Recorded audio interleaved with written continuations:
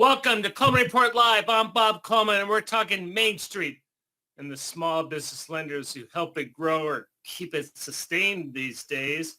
Please send us your questions. Send it to Joseph, send it to me, send it to Lance. We'd love to answer questions. Send it to Katie.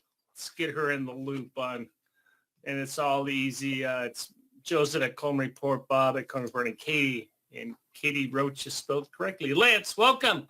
I enjoy your screensaver there, Lance. Bob, it's 67 degrees and sunny on the back patio.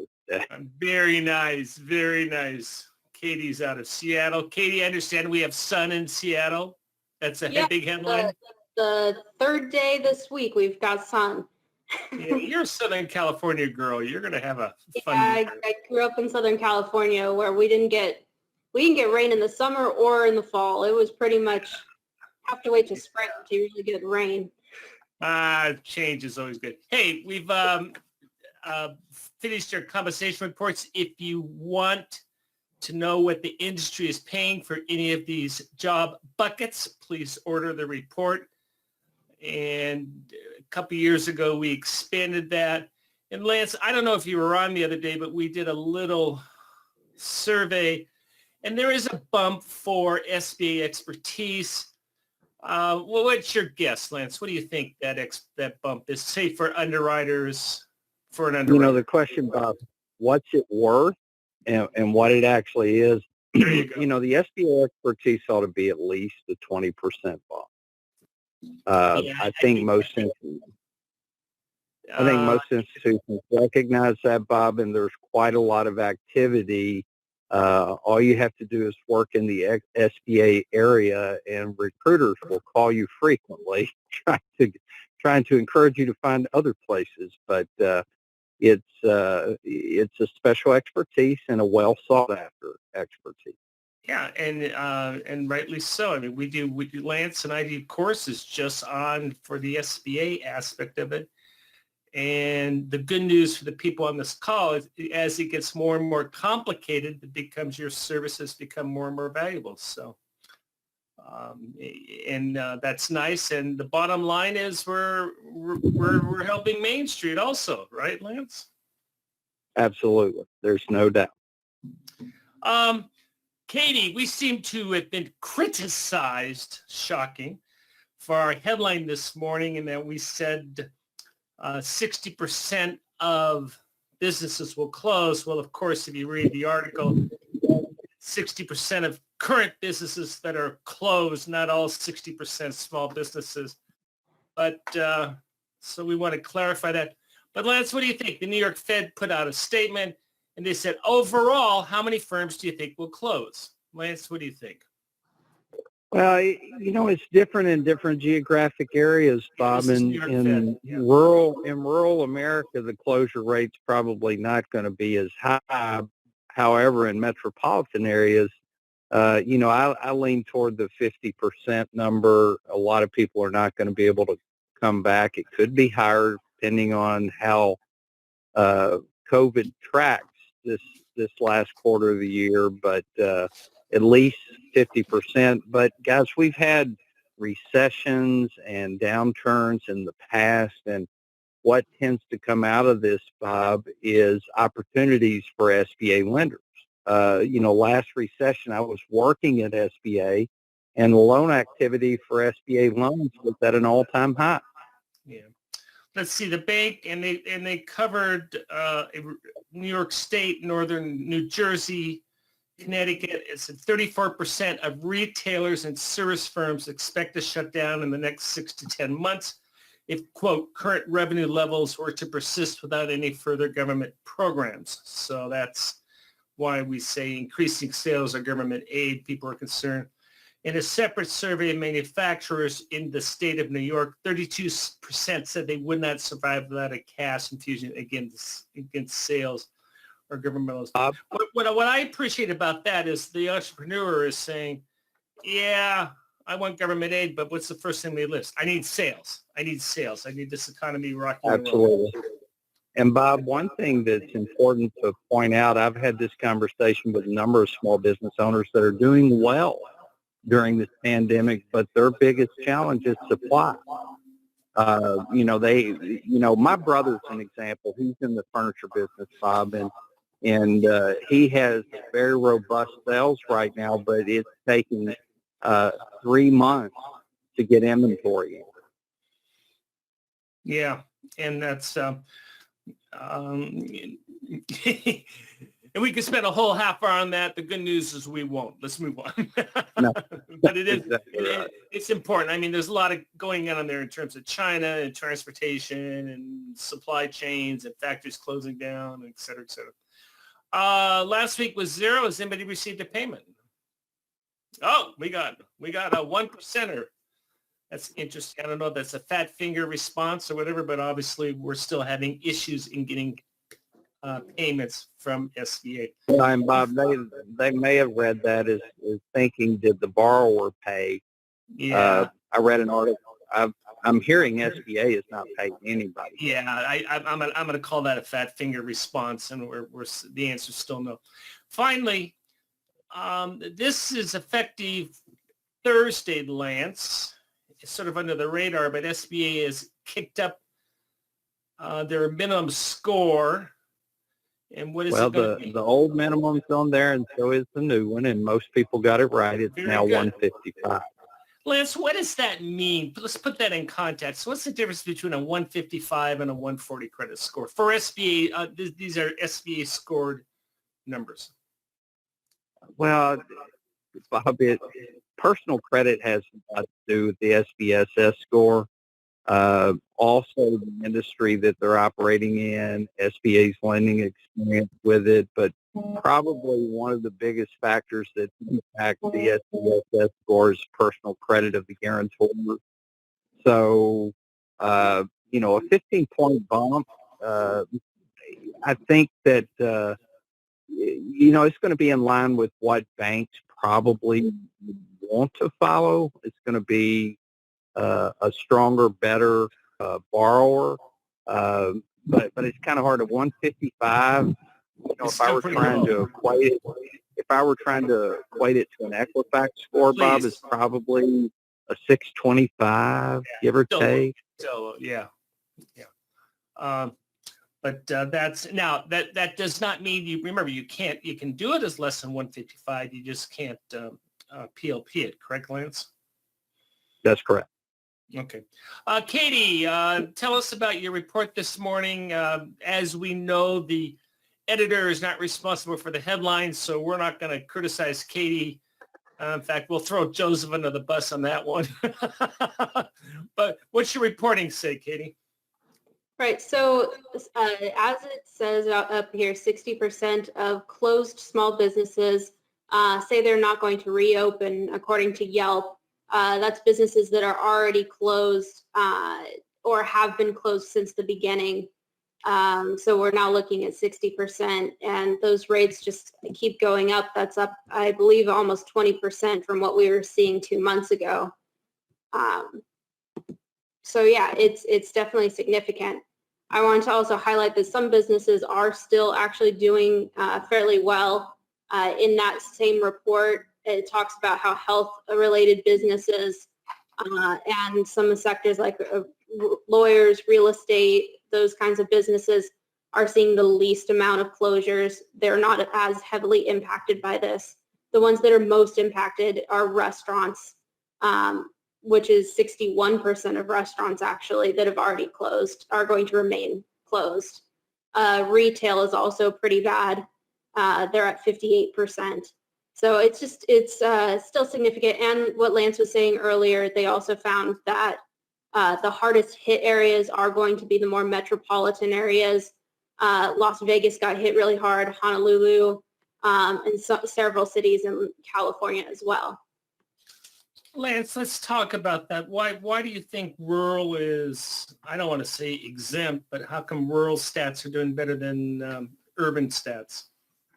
Well, Bob, I'm in a rural area. The community I'm in has about 10,000 people. The COVID-19 virus is here. However, most businesses have remained open.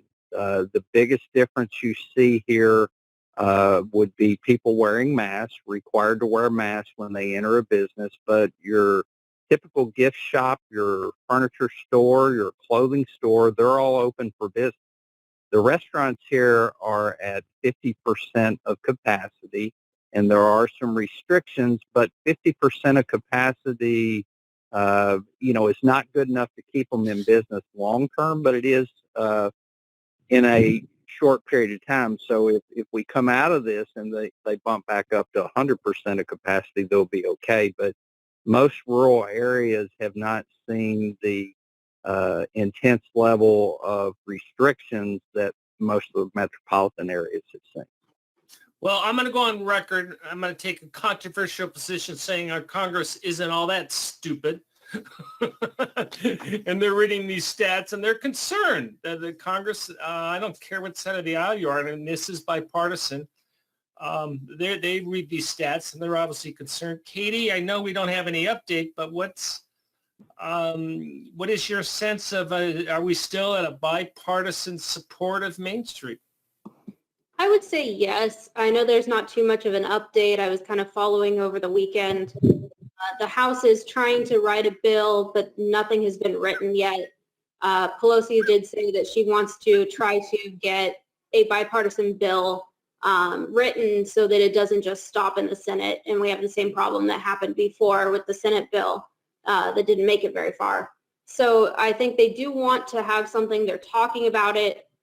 The question is, are they going to get that before they go on break and before elections? Yeah, and we're going to get, obviously we'll get John Riosti on. He's predicting, what's his prediction is after the election? Is it before the end of the year or after the end of the year? I don't know if he specified. I think he just says after the election. Yeah. And we really need something before the election. Well, yeah, I mean, you talk to your customers and, they want to do the right thing. They want to keep their employees employed. They want to make their payments. They want to be good citizens. But at the end of the day, it's how much cash is left in the checking account that makes some of those decisions. Lance, this is what you were talking about. We've received 96,000 forgiveness apps, but we've been paying zip. Yeah, people are submitting forgiveness apps to financial institutions are submitting forgiveness apps to SBA, but they've not yet, according to most sources, paid any. I'm sure that's going to change soon, but we need updated guidance on forgiveness. I don't know if SBA is not, delaying paying these for bad reasons. Maybe there's some guidance that's forthcoming that we're not aware of. But, to give lenders confidence and to give small business owners confidence, we need to see some of these get paid. Let's see, we got a couple questions. Lou asked, so am I correct in thinking that a borrower that either doesn't apply for forgiveness or gets partial forgiveness technically does not have to make a first payment until 10 months after the covered period, which if it was 12/31/20 would be late 2021? And Lance is nodding his head. That is correct. Yeah, that's correct. And Jared asked the question, and I'll throw it to both Katie and Lance. I know you don't know the answer, but he asked the question. He goes, has the SBA said anything about extending payments on PPP loans during forgiveness? They really have not given specific guidance other than what came out in the PPP Flexibility Act, which said once the covered period ends, they have 10 months to apply for forgiveness and no payments during that 10-month period. That's all we know at this point. Very good. Congratulations. Timothy Porter of Abdiction Studio is the 2020 Small Business Person of the Year. I always love reading these. He's a veteran. He out of Texas, and he developed an app, which I don't know what it is, but here it is. His efforts, as well as those of tens of millions of entrepreneurs around the country, are driving economic recovery. So congratulations to Timothy. The runner-up is Ryan Carter out of Florida, and they do I'm blanking here. I don't know what they do, but they do. They have a successful small business in Florida. All right, that's Yeah, it embarrassing. doesn't really describe.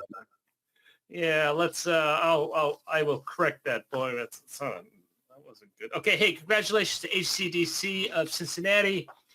They have their highest ever loan volume, community advantage loans. Congratulations. Wow. I love seeing these lenders going after and being available for these traditionally smaller loans and for helping that niche on Main Street, Lance. Absolutely. It's exciting to see somebody, and I saw a report of another lending institution that's had a record quarter last quarter. It's exciting to see financial institutions that are doing their best to help this crisis. All right, Ryan Carter runs a trucking company. He expanded to a 12,000 square foot office building. He got assistance from the SBA Small Business Development Center of Florida, Gulf Coast University. Revenues went from 4.5 million, Lance, to nearly 200 million. They now have 450 drivers in trucks employment. We like that, more than 1,000 employees. And so congratulations on that. And then I always love reading these. He serves on a variety of boards, Big Brothers, Big Sisters, Habitat for Humanity, St. Matthew's House. So he's also giving back to the community. Whew. Absolutely. Save that one, Lance. Good job, Bob. Good job, Bob. Well, congratulations, Ryan. I mean, those are great stories, and that is the type of business that we want to support in terms of an industry. It's a growing business. I believe he was also a veteran. Yes, he's an armed, let's see. Anyway, he's a very successful entrepreneur. Let's see, when are we going to be launching this, Katie? Next week, I think? Yeah, it should open October 1st, and we're going to be doing a new category for PPP Lender of the Year, as well as all of our usual categories. So I'm very excited to see all of those nominations. I get to read some of them. It's a lot of fun, and I hope everybody participates. Please do, please do. And Lance, you're doing a webinar. Now, we moved it from Wednesday because we realized September 30th, you're probably all a little busy. So we moved it to Thursday the 1st. What are you going to be talking about, Lance? Well, we're going to give a update the thing on the SOP 5010-6 that was just released. We're going to tell you all the things you need to know about it, discuss the changes. If you haven't had an opportunity to read it or participate in some training, please sign up and participate. It'll be a great webinar. Very good. So hopefully, what's on the schedule for this week with Congress, Katie? When do we think we'll get some more hard information? Unless they get a bill written or move forward a little bit with negotiations, I don't know if we're going to see anything this week or not. Hopefully we get something, though, because after the first week of October, they're on a longer break. So hopefully we hear something soon. We're waiting from that. We're also waiting for guidance from SBA, so they're waiting upon a number of things that I know people are working on. Hey, thank you for joining us today for Coleman Report Live and for supporting America's Main Street, one entrepreneur at a time. Have a good day. Have a great afternoon.